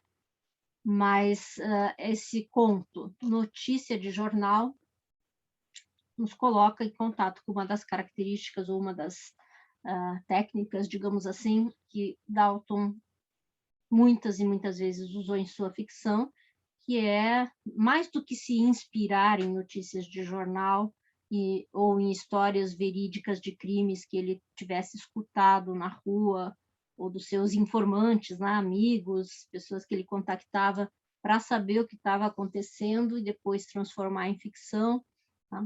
Isso o jovem de 21 anos já fazia também, só que fazia numa linguagem que, no caso desse conto, notícia de jornal, realmente é bem diferente da linguagem sintética que ele veio a usar depois. Neste caso, não tem como a gente saber se o que está em negrito é uma notícia exatamente como foi publicada em algum jornal da época, né? Não tem como verificar isso. Mas os fragmentos em negrito somados têm toda a cara de uma notícia que ele tivesse cortado e colado a partir de algum jornal da época. Então, tem lá um fragmento em negrito e depois o texto que não é da notícia propriamente dita, que seria a ficção, tá? Que dialoga com a notícia. Depois tem um outro fragmento em negrito, que talvez seja uma notícia de verdade, e talvez não seja, não importa tanto isso. Tá? Mas a técnica em si tem algo de bastante moderno. Tá? Esse corta e recorta, aqui está a fonte da inspiração da ficção, e aqui começa a ficção, tá? Sem que nenhuma instrução específica disso, né? Vamos pensar no Valêncio Xavier e seus corta e recorta. Tem alguma coisa a ver com isso, né? Então, tem lá, não é nem o lead da notícia, é o início da notícia para o leitor entrar no local. E o local parece que é São Paulo, porque fala da Praça do Patriarca, né? Que eu saiba, Curitiba nunca teve nenhuma Praça do Patriarca. Então, realmente é outro Dalton, né? Aquele que situa a sua ficção numa outra cidade. O comecinho dessa notícia dizia: ontem, às 4h, na Praça do Patriarca, desenrolou-se rápida cena de sangue em que um caixeiro, fazendo uso de seu revólver, assassinou a antiga Amásia. Nos outros fragmentos em negrito, tem a notícia de ele abordar a moça no meio da rua, e tem partes que não parecem notícia, mas sei lá, né? Por exemplo, passaram-se, ali em negrito novamente, passaram-se os dias e ciúme atroz roía o espírito do ativo caixeiro da importante casa atacadista Salim e Salim, que não se conformou com a separação. Assim foi que... Então, é bem narrativa, se for notícia, essa notícia, mas são poucos fragmentos proporcionalmente ao tamanho do conto. E, na sequência, a gente fica sabendo que ele deu 4 tiros na ex-namorada e que depois ele se suicidou. Tá? Os 2 corpos, vamos para o spoiler final, né, da notícia, os 2 corpos foram... A polícia procedeu à remoção dos corpos para o necrotério, sendo que serão sepultados no cemitério municipal. Foi aberto inquérito. E no meio desse conto, pela diagramação precária daquela época, tem um poema do Aragon, que não tem nada a ver com esse conto. E a ilustração é de Guido Viaro, meu Deus do céu. Ilustração de Guido Viaro, aquela lá que eu não lembrava de quem era. E aí tem a ficção, né? Então se começa com esse momento não ficcional, em negrito, depois vem a ficção. Eu vou ler só 2 frases, mas vejam o tamanho dessas 2 frases, não combina com o Dalton Trevisan dos anos 50, 60, 70, 80, 90, 2000. Primeira frase: Maria da Luz olhava para Raimundo como a gente olha uma casa, uma cadeira, uma árvore. E ele a amava tanto, tanto, que já não havia o que fazer de tanto amor. É uma linguagem direta, né? Não é uma linguagem antiga, é comunicativa, né? E é bem fácil de entender, coisa que depois talvez a ficção dele se torne um pouco mais difícil de entender quando ele é muito elíptico, muito sintético. Mas vamos lá, vamos tentar entrar um pouquinho na história desse assassinato da Maria da Luz pelo Raimundo, né? Que se sentiu traído. Esse feminicídio na época em que essa palavra não existia. Raimundo, depois do 3º chope, quando falava dela aos amigos, era como se falasse de uma estrela no céu, de uma trepadeira de glicínias em muro de casa velha, da claridade de uma porta aberta para o viajante perdido na noite. Tá? 3 comparações aí para descrever a fala de Raimundo sobre a namorada Maria da Luz. Então, talvez vocês não considerem excessivo, mas para quem conhece bastante a obra do Dalton, meio que leva um choque dizendo, mas será mesmo que ele escreveu? Era como se fosse isso, como se fosse aquilo outro. Não que seja mal escrito, novamente, é questão de que esse não é o Dalton que eu conheço. Depois vocês leem o conto, ou se já leram, podem comentar alguma coisa. Então, tem lá os fragmentos mais objetivos, muito objetivos, em negrito, e toda a ficcionalização, que tem citação de poeta no meio. Esse narrador cita os versos de Kipling e diz que são versos de Kipling, uma coisa que o Dalton Maduro não vai nunca entregar suas fontes, vai fazer os recortes de trechos, de fragmentos de obras de autores consagrados, mas não vai entregar, né, a citação de onde veio. Aqui ele cita Kipling, diz que é de Kipling, e mais algum autor que não me lembro qual é. E a história vai se desenvolvendo com altos e baixos. Tem algumas passagens que eu acho muito dignas de Dalton, digamos assim, e outras mais espalhadas e tal, para contar essa história da menina de 17 anos que foi assassinada na rua, né, por esse namorado enciumado, pelo fato de que ela não quis reatar com ele, né, e que ela o considerava feio. A história é boa, a ficcionalização, para além da notícia, é bem boa. Só implico com esse estilo derramado, né, de Dalton Trevisan, que não é Dalton Trevisan. E ela morre, ele também e tal. Então, será bacana se vocês puderem ler e ter a opinião de vocês a respeito dessa ficção do Dalton Trevisan. Agora, eu encerro este compartilhamento e o último para finalizar a aula. Enquanto eu tento me encontrar, deixa eu comentar que hoje, escutando rádio, eu escutei que a Biblioteca Pública está agora sendo comandada pelo Luiz Felipe Leprevot, né, que é um artista paranaense muito dinâmico, né, que trabalha com música, que trabalha com teatro, que é ator. Acho que vocês não estão vendo, vocês estão vendo meu rosto, estão vendo alguma outra coisa? Bom, enquanto eu tento me localizar, como eu ia dizendo, e ele falou sobre o que ele quer fazer na biblioteca, né, que até pouco tempo estava sob a direção de outra pessoa, e parece bastante entusiasmado, né, com a reabertura da biblioteca pública daqui a muito pouco tempo, inclusive com atendimento aos sábados. Então, essa foi uma grande perda aí durante a pandemia, né? Falo por mim, pelos meus orientandos, que hoje em dia são bem poucos, mas 2 deles de iniciação científica tiveram que refazer seus projetos, porque eram projetos ligados ao meu projeto que estuda Dalton Trevisan, mas eles iam pesquisar, uma menina ia pesquisar Dalton mesmo, e o rapaz outros autores, e não puderam fazer, simplesmente tiveram que reformular totalmente os trabalhos deles de iniciação científica por conta do fechamento da seção paranaense, né, que guarda muitos documentos históricos não digitalizados da Biblioteca Pública do Paraná. Então, fiquei feliz hoje de ouvir a entrevista de um autor paranaense bastante jovem, Luiz Felipe Leprevaux, e parece que está com a corda toda para fazer coisas interessantes na nossa Biblioteca Pública do Paraná. E o jornal que a Biblioteca Pública do Paraná publica, uns 10 anos, se chama Cândido. Imagino que alguns não conheçam e que outros conheçam.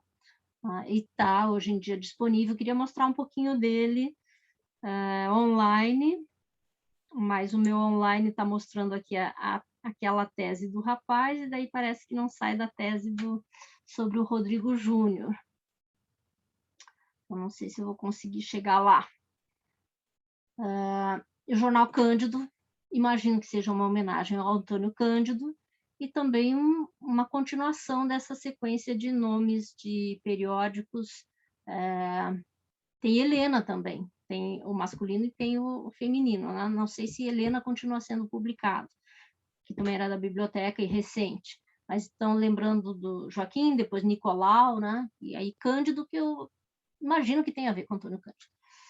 E esse Cândido publicou no ano passado uma matéria que eu pensei em ler para terminar a aula, só que eu não consigo chegar nela, porque só visualizo online a tese que estava aberta. Tem que encontrar uma outra maneira, já que não é um arquivo da minha máquina, de chegar. Ana ainda está por aí? Sim. Então, me dá uma dica, por favor. Eu vejo aqui do Google, da internet, enfim, a página aberta naquela tese que no início da aula eu mostrei. Como é que eu faço para migrar disso para outra coisa que também está aberta no meu Google? Já está aberta? Tem as abas ali em cima? É para ter. Mas está tão pequenininho que eu não consigo ler, mas eu deixei aberta para ir rápido. Só que o meu rápido nunca é rápido. Se estiver aberto em cima, é só você clicar ali na aba de cima, ou você clica no histórico e regressa direto ali pelo histórico do Google. Isso não está sendo possível. Não.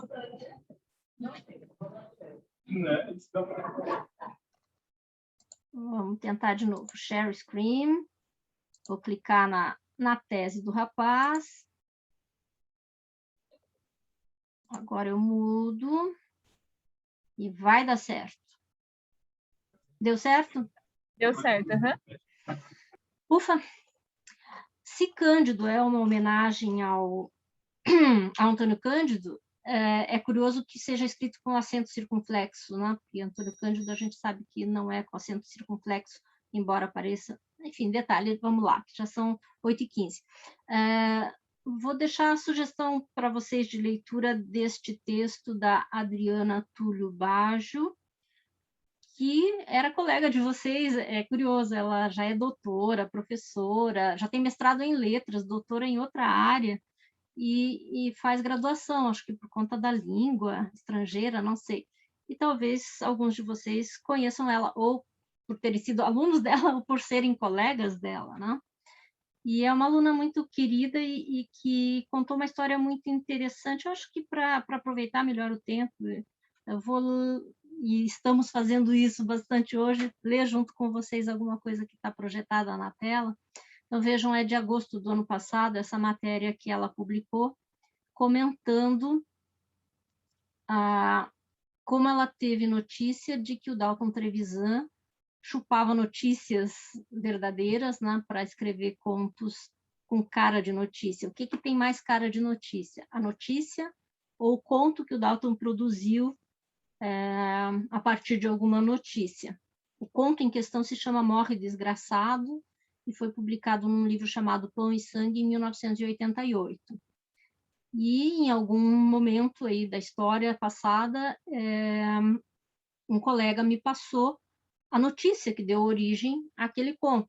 Então, normalmente a gente não sabe de que notícia vem algum conto, mas essa deu para cruzar, né? A notícia que deu origem ao conto, mais ou menos como a gente acabou de ver em Joaquim, só que em Joaquim não sei se aquela notícia efetivamente foi publicada. A minha aposta é que sim.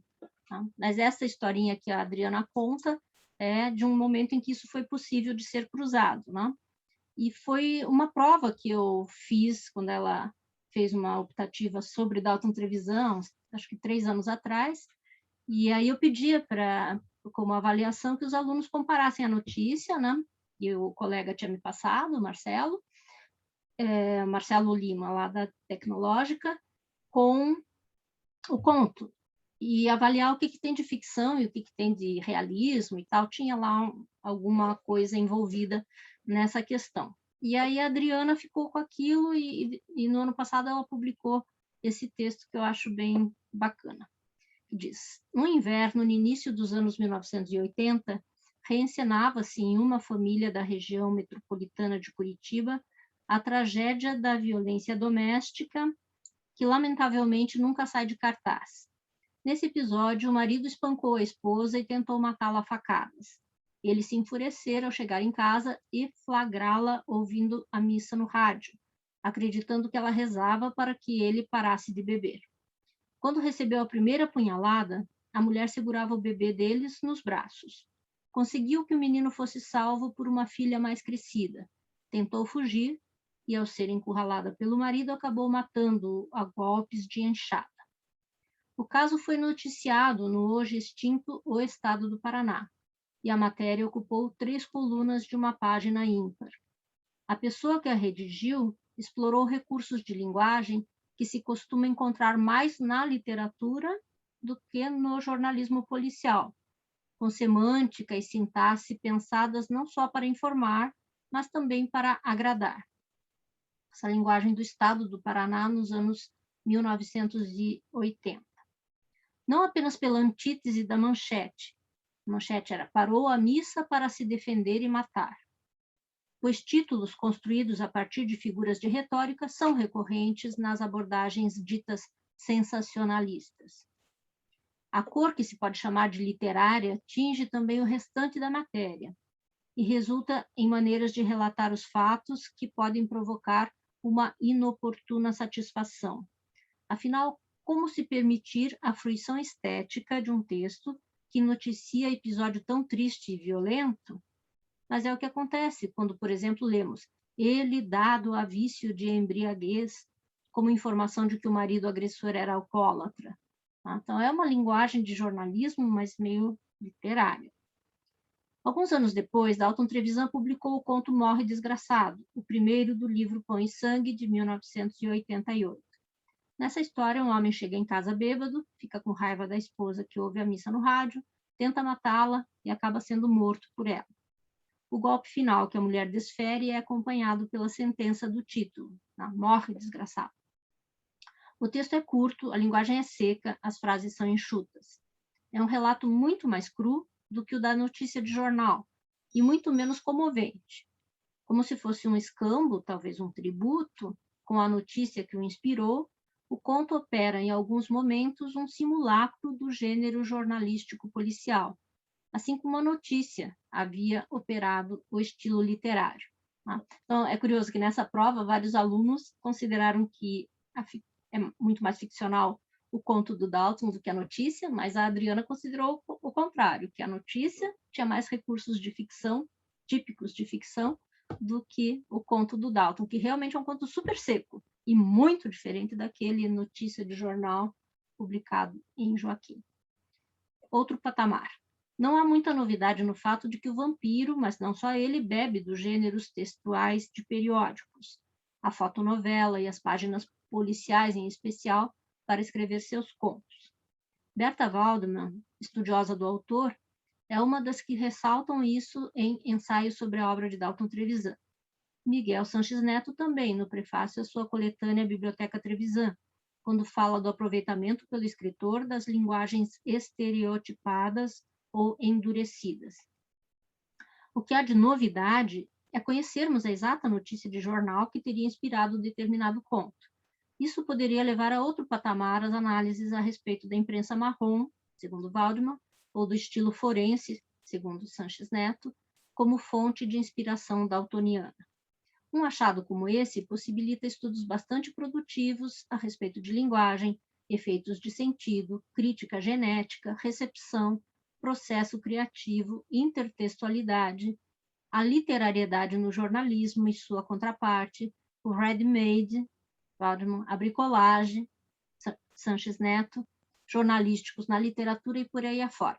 Então, primeiro resgatem alguns desses conceitos para ligar o Dalton com o Valêncio Xavier aí em algo muito moderno até hoje, né? De uma forma de lidar com linguagens que ainda hoje soa bastante inovadora. E depois continuemos a história. Então, qualquer uma dessas potenciais análises seria tributária, primeiramente, da descoberta da relação entre os textos. Fui apresentada a ligação genética entre Morre Desgraçado e Parou a Missa para se Defender e Matar, em um curso sobre Dalton Trevisan, ministrado na Federal pela Raquel, que tem pesquisado Dalton. Raquel, por sua vez, soube deles através do também professor Marcelo Lima, da Universidade Tecnológica Federal do Paraná. Foi Marcelo quem indicou o responsável pela descoberta, Inácio Dotto Neto, e disse que teve essa informação a partir de Ana Paula Peixoto, no final dos anos 1990. São todas pessoas que circularam pela reitoria em momentos diferentes e que talvez vocês conheçam de algum circuito ou de aulas, né? Todos professores de literatura. Fascinada por esse percurso, quis saber exatamente de Inácio como tinha sido o achado da tal notícia, né? Procurei seu nome no Facebook, enviei uma mensagem e ele prontamente respondeu. Inácio contou que, quando bolsista de um projeto de iniciação científica, passava as tardes na Biblioteca Pública do Paraná folheando jornais dos anos 1980 para uma pesquisa sobre o teatro curitibano daquela década. Eu me lembro disso, quem orientava era a professora Marta Moraes. Ao dar de cara com a notícia sobre o assassinato em legítima defesa, pensou já tê-la visto antes, mas sabia que não. Caiu então a ficha, não era déjà vu, era a lembrança do conto. Primeiro ele leu o conto do Dalton Trevisan e, meio à toa, procurando outra coisa em jornais velhos, leu uma notícia que era escrachado, né, o conto do Dalton Trevisan. Humanidades. A história em si é deliciosa, mas é igualmente exemplar quanto a certos aspectos da pesquisa acadêmica. Essa pesquisa na área de humanidades parece dispensável, porque não produz vacinas, nem novos equipamentos, nem materiais de construção mais baratos. Pior ainda se for de áreas como as artes e a literatura. Sua importância e relevância são especialmente postas em xeque, subestimadas, esvaziadas. É difícil viver dela e praticamente o único capital que com ela se acumula é o simbólico, a reputação. Tal reputação se mede pelo reconhecimento de que os produtos dessa pesquisa foram lidos, apreciados, referenciados e citados. Quem está aí no caminho da pesquisa científica vai entender bem o que a Adriana está falando. E que ajudaram a construir novas pesquisas, publicações, fortunas críticas, maneiras de se ler e de se entender obras de arte, artistas e mesmo o mundo. Daí a importância de se dar crédito não apenas às obras que citamos, mas também a outros fazeres constituintes da atividade de pesquisa. É justo e generoso reverenciar em nossos trabalhos aqueles por meio dos quais ficamos sabendo de uma metodologia, de uma referência, de uma prova material de intertextualidade, de uma preciosidade escondida em um arquivo. Ninguém paga boleto com esse tipo de crédito, como muito bem sabe quem vive das humanidades. Mas nem por isso ele deixa de ser um débito de quem publica suas pesquisas com base nas descobertas feitas por outros. Acho isso muito verdadeiro, né? E muito honesto. Eu, por exemplo, estou em débito com a inspirada pessoa que redigiu a notícia. O facsímile que tenho não traz seu nome. E depois ela escreve: morre desgraçado é ficção. Parou a missa para se defender e matar. Fala de pessoas reais que viveram uma imensa tragédia em suas vidas. Essas merecem nada menos que respeito e privacidade. Então, acho um depoimento assim bonito, importante, sobre as relações entre a vida e a arte, né? E os calouros aí tentem relacionar isso com 6 passeios pelos bosques da ficção, alguma outra coisa que a gente esteja vendo lá na disciplina de introdução aos estudos literários. E então tem duplo interesse, né, a leitura dessa matéria, porque nesse final a Adriana faz esse elogio da honestidade na pesquisa, né? Dizer quem passou as matérias e tal. Agora, o Dalton, é claro que não tinha nenhuma obrigação de dizer eu tô colando da notícia tal, né? Assim como o Valêncio não tinha também nenhuma obrigação de colocar eu estou recortando o jornal, o depoimento de Dona Lúcia é verdadeiro, ou é falso, ou eu inventei ou não inventei. Então, trabalhar com esses 2 planos eu acho divertido. E a Adriana, que é especialista em semiótica, sabe lidar com isso também, com instrumental, né, de outro campo do conhecimento, e fez um trabalho bem bacana. Então, é isso, né? Já são 8h27. Perguntas, comentários?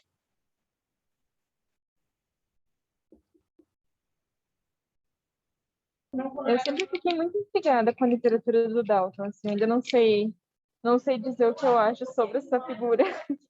Desde a primeira matéria que eu fiz, assim, eu fico, não sei, é uma coisa bem diferente, assim, ele provoca, mas não é... Eu comparo ele com o Bukowski, assim, é o Bukowski curitibano, pelo estilo de coisa que ele escreve, coisas que ele coloca ali, para mim é muito Você compara Bukowski. com quem? Qual o nome? Com o Bukowski. Ah, com Bukowski. Essa de não deixar nada em pé, de ser irreverente, meio iconoclasta. Sim, e super provocativo, né? Eu lembro do próprio Vampiro de Curitiba, para mim, lembra muito, muito, muito a escrita do Bukowski. Assim. É um negócio que eu acho provocativo demais, às vezes. Tem a ver. E se manteve, né? E foi ficando idoso e continua com essa verve.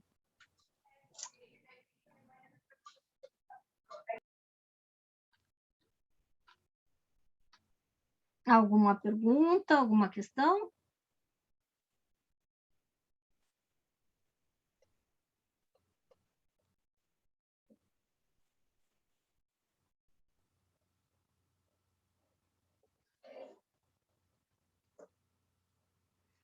Eu já enviei, continuo eu então para encerrar, né? Eu já enviei a atividade que não é para a próxima semana é a avaliação, né? Quem perdeu alguma coisa, procura lá no vídeo da aula passada, eu comentei bastante, na aula passada, né? Está disponível no YouTube.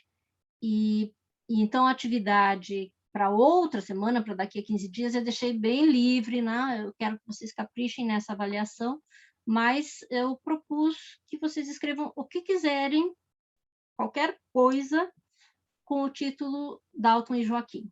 Tá? Então, pode ser uma ficção de vocês e esse Dalton não ser o Dalton Trevisan e esse Joaquim não ser a revista, como pode ser alguma coisa que tenha instigado vocês no Dalton Trevisan, na revista Joaquim.